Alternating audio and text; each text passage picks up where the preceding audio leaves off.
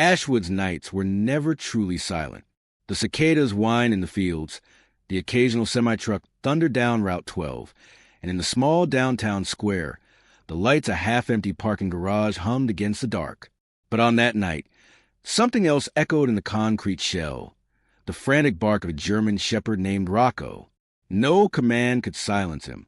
He clawed at the cement, nose pressed to the cool air, tail rigid with terror. And when the police finally forced open the trunk, he wouldn't leave. The sound that tore through the garage was not his bark, but the screams of hardened men who had seen too much already. If you enjoy stories like this, consider following along. It helps me keep creating more long-form thrillers for you. The rain had begun as a whisper against the steel roof of the Ashwood County parking garage, the kind of steady drizzle that left everything slick and glistening under yellow sodium lights. Sheriff Daniel Mercer adjusted his hat, water dripping from its brim as he stood beside his deputy, Clara Vaughn. Rocco barked again, sharp, frantic, guttural, his front paws striking the pavement near a dull blue Buick with dust on its windshield. "Something's got him riled," Clara muttered, arms crossed tight against her chest. Mercer sighed, his broad shoulders carrying the weariness of 30 years on the force. Could be a raccoon. Could be nothing. But it wasn't nothing.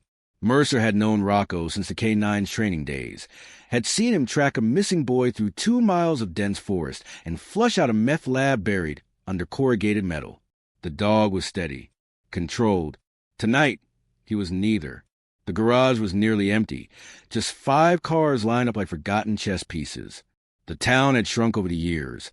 Factories closed, kids moved away, shops boarded up. Now, only a scattering of commuters used the place. And after dark, it was all but abandoned. "Want to pop the lock?" Clara asked, already pulling on latex gloves. Her auburn hair was tied back, eyes alert. She was young. Too young, Mercer sometimes thought, for the kind of rot she was bound to see in Ashwood. Mercer rubbed his jaw. "Not yet. Let's run the plates first." Clara's radio crackled as she called it in. A pause. Then dispatcher's voice uncertain. "That Buick belongs to a Matthew Kearns. Reported missing 2 weeks ago." Mercer's gaze darkened. "Missing? Family said he went into town, never came back," dispatch added. The dog's growls vibrated in the concrete air. Mercer crouched, peering under the Buick. A single drop slid down the rear bumper. At first he thought it was rainwater, but the color under the fluorescent light was wrong. Darker. Thicker. Blood. His throat tightened. He stood slowly, gesturing Clara back. "Get the trunk open." She hesitated. "Dan, now." She slid a tool into the lock. Fingers steady despite the tension in the air. A sharp click. Then the trunk creaked upward. The smell hit them first, coppery, sweet, and rotting, a stench that made Clara gag and sent Mercer's hand to his mouth. Rocco's barking became frenzied, his claws scraping the cement. Inside, tangled beneath a moldy tarp, was a shape. Human. Clara staggered back, whispering, "Jesus Christ." Mercer pulled the tarp halfway, enough to reveal the pale hand curled against the chest, the skin already marbled with decomposition. But it wasn't just one body. The deeper he pulled, the more shapes appeared, arms overlapping, knees pressed awkwardly together. 3, maybe 4. Clara's voice broke. How the hell did nobody notice this car for 2 weeks? The echo of her words bounced through the garage, swallowed by the rain. Mercer closed the trunk gently, jaw tight, because someone wanted to hear. Rocco whined now, not barking, a low, sorrowful sound that filled the garage like mourning. Mercer reached for the dog's collar, steadying him, though the tremor in his own hand betrayed the calm he tried to project. "Call the coroner," he said softly. "And Clara, keep this quiet for now." She shot him a look. "Quiet? Dan, we just found." "I said quiet." His voice cut sharper than he intended. Her face hardened. Mercer turned toward the rain-soaked entrance, staring into the black streets of Ashwood. He had hoped the town's ghosts had finally gone quiet. But Rocco knew better. Something had woken them again. The rain lingered long into the night, drumming against the metal gutters of Ashwood's downtown. By morning, the sky had cleared, but the streets carried that washed-out look, Pavement darkened, puddles shimmering with oil, shop windows beaded with water. Sheriff Daniel Mercer stood by the Buick, arms folded, watching as the coroner's van eased into the garage. The county didn't have its own forensic team. Ashwood was too small, too poor. Instead, the coroner was a retired mortician named Len Wilkes, a man who chain-smoked between bodies and wore the same grease-stained jacket winter and summer. Len stepped out, squinting at the car trunk like it was a puzzle box. "Smells like hell," he muttered. "Body's been in there a while." 2 weeks, Mercer said. Len tilted his head, adjusting his gloves. "Not 2 weeks. Closer to a month, maybe longer. Rain's probably slowed decay." He glanced up, his pale eyes narrowing. "You said this car belonged to that missing fellow Kearns?" Mercer gave a short nod. Len sniffed. "Then either he's in here, or he's the one who put him in." Clara Vaughn shifted uncomfortably behind him, her jaw set. She hadn't said much since Mercer snapped at her the night before. She carried herself differently now, stiff and cold, her eyes flicking at him only when necessary. Mercer ignored the tension for the moment. He had bigger problems. The bodies were pulled out one by one, each wrapped in black bags. The stench filled the garage until Mercer thought it might stick to his skin for days. Rocco was kept outside in the rain, whining whenever the doors shut. Len finally zipped the last bag. 4 total, all female. Mercer frowned. "Identifications?" "Not yet. I'll know more once I get them on the table." Clara finally spoke, her voice taut. "You think this ties to the other missing cases?" Mercer looked at her sharply. "What missing cases?" She hesitated. "The women. 6 reported in the last year. You know that." He held her gaze. "Those were domestic disputes. Runaways. Not homicides." Clara's eyes hardened. "You don't believe that?" Mercer didn't answer. His silence was answer enough. Later that morning, the garage was cleared. Yellow tape stretched across its entrance. News hadn't broken yet. Mercer had insisted on keeping it contained. But small towns leak like old faucets. By noon, half the town would know. Inside his office, Mercer stared at the rain-streaked window, the ashtray overflowing on his desk. Rocco lay curled in the corner, head on his paws, eyes still watchful. Clara came in without knocking. "Dispatch just logged another call," she said flatly.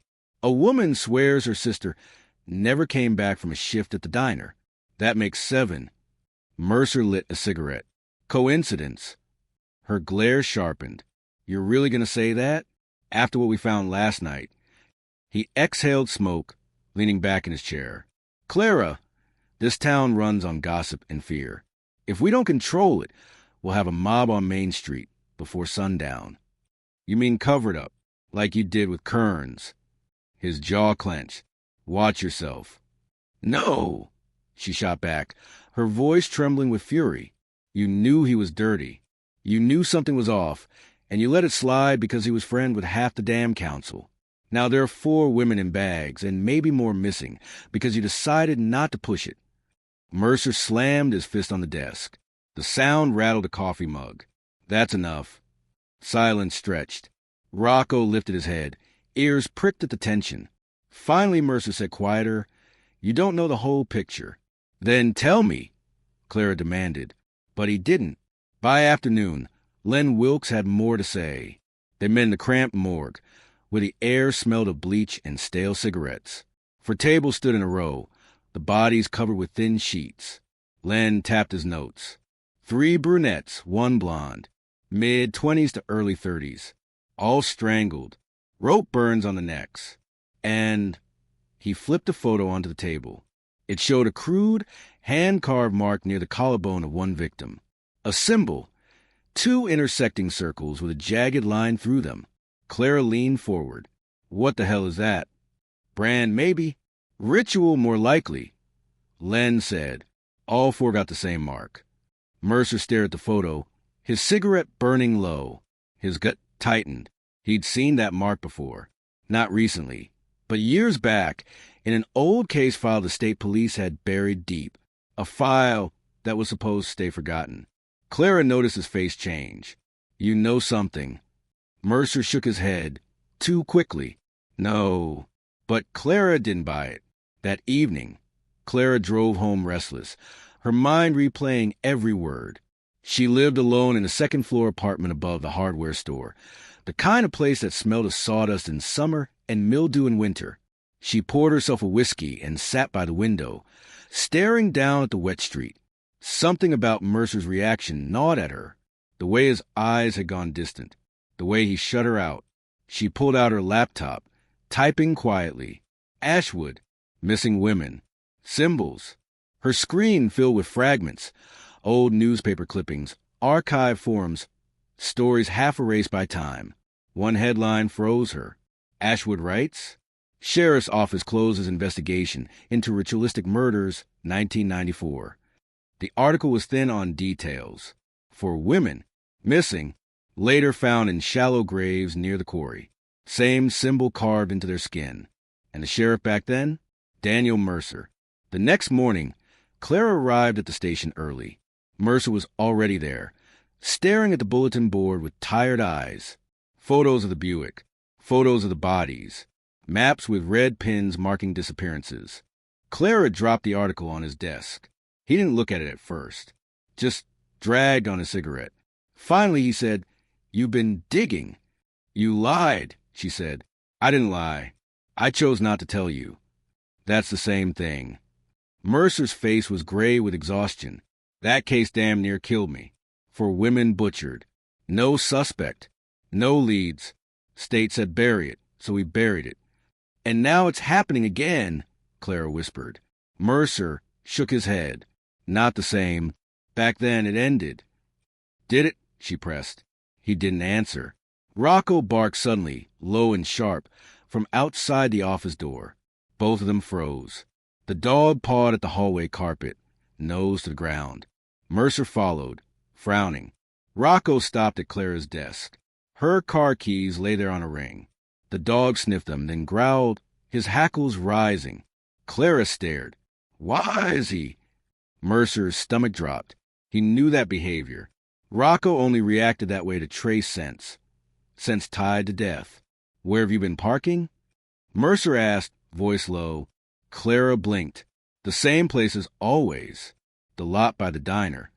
Rocco barked, clawing at the keys. Mercer's gut went cold.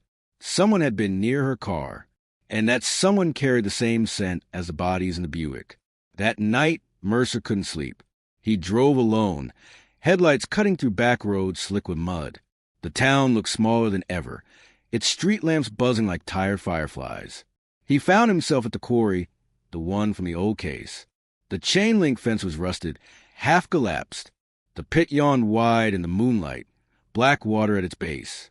Memories pressed in, for bodies pulled from shallow graves here, for mothers crying in the rain. His own hands shaking as he signed the final report. He lit a cigarette, staring into the pit. That symbol, those 2 circles, burned in his mind. Someone had dug up the past, and they weren't finished. By dawn, the town was buzzing. Word of the Buick had spread despite Mercer's orders. The diner hummed with whispers. The gas station clerk swore his cousin's friend saw body bags. Kids skipped school to circle the garage, hoping for a glimpse. And Clara wasn't answering her phone. Mercer called 3 times. No answer. He drove past her apartment. Empty.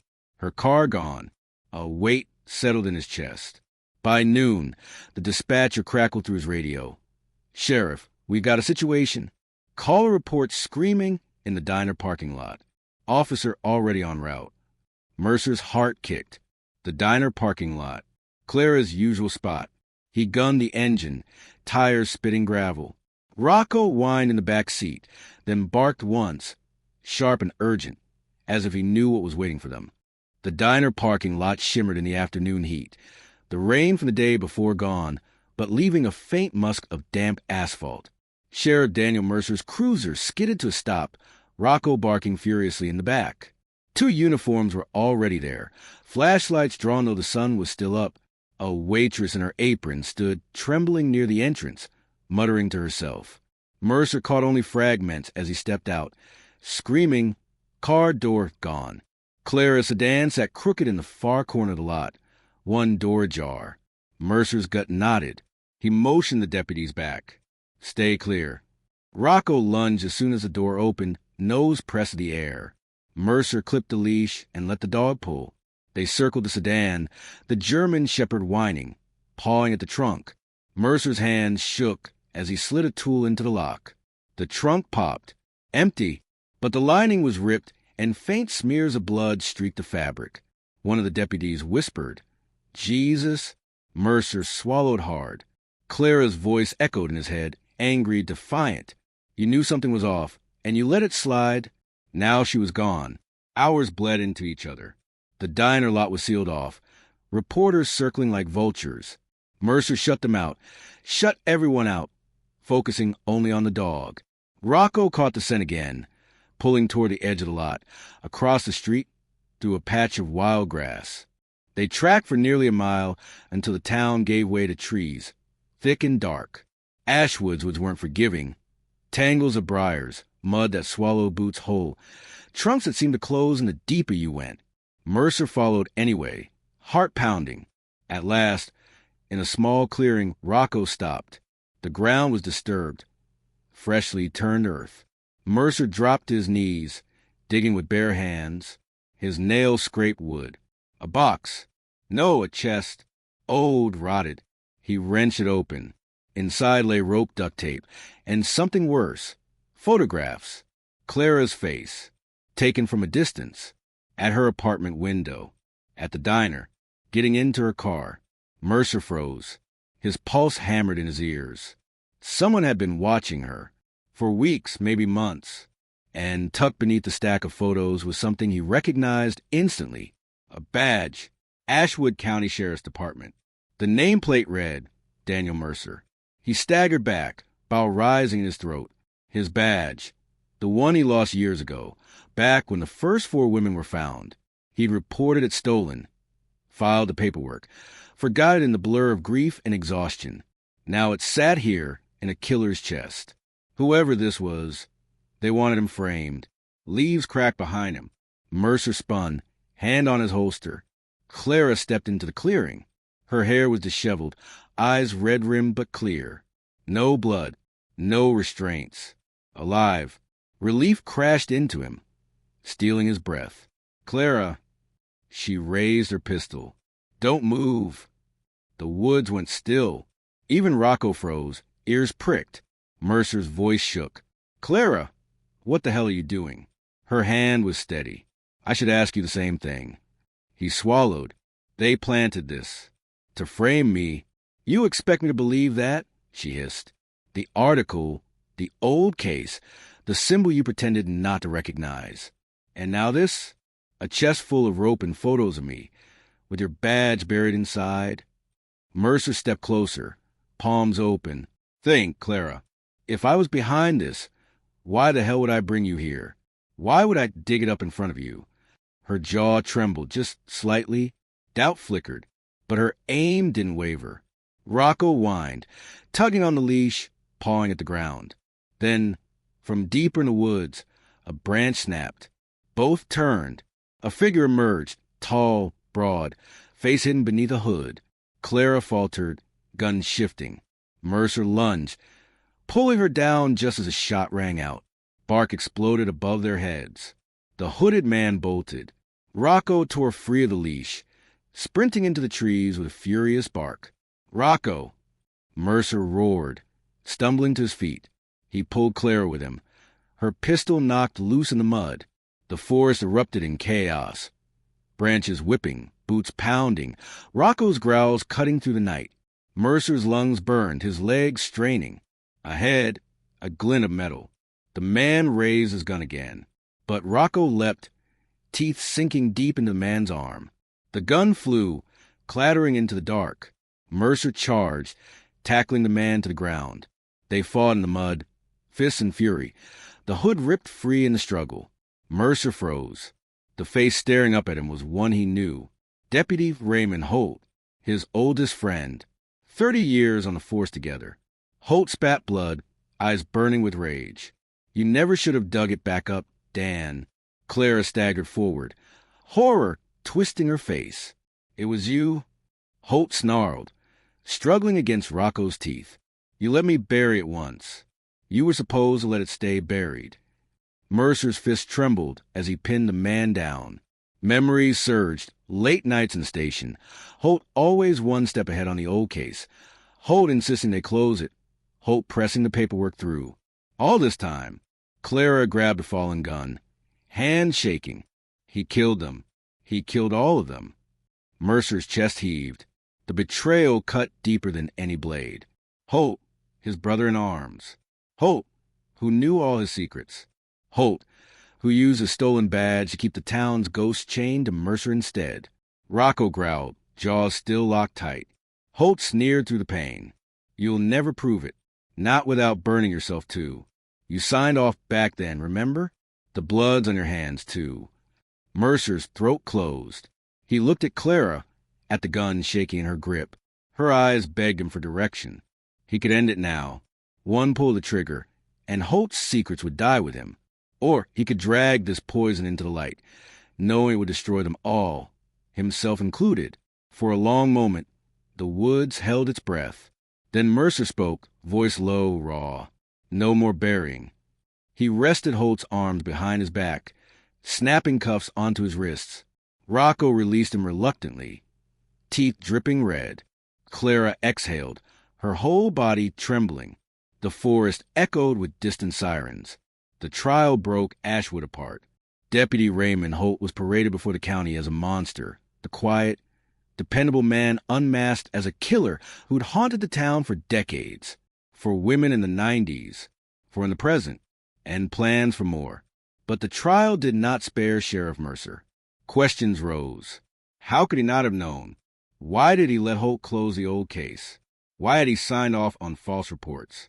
The town whispered his name with suspicion, with anger, with disappointment. Mercer resigned before the verdict was even read. Months later, winter crept in. Mercer sat on his porch overlooking the empty fields, the air brittle with frost. His badge was gone, his name stained, his future uncertain. But Clara visited sometimes, her car crunching up the gravel drive, her steps careful on the wooden porch. She never stayed long. The wounds between them ran deep. That evening, she brought Rocco back, the dog bounding up the steps, tail wagging. "I thought he'd be happier with you," she said softly. Mercer knelt, burying his face in the shepherd's fur. For the first time in months, his chest eased. Clara lingered in the doorway, eyes unreadable. "Holt's gone, but this town it won't forgive easy." Mercer nodded. "It shouldn't." Silence stretched, broken only by the wind rattling the eaves. Finally, Clara said, "At least the truth's out." Mercer looked at her, his eyes heavy with years of regret. "The truth doesn't set you free. It just stops the lies from getting worse." She held his gaze, then left him with Rocco. The shepherd curled at his feet as dusk fell, the field stretching wide and empty. For the first time in a long time, Ashwood was quiet. But it was not a peaceful quiet. It was a quiet after wound, raw, unfinished, waiting to scar. And Mercer knew he'd carry that scar for the rest of his days.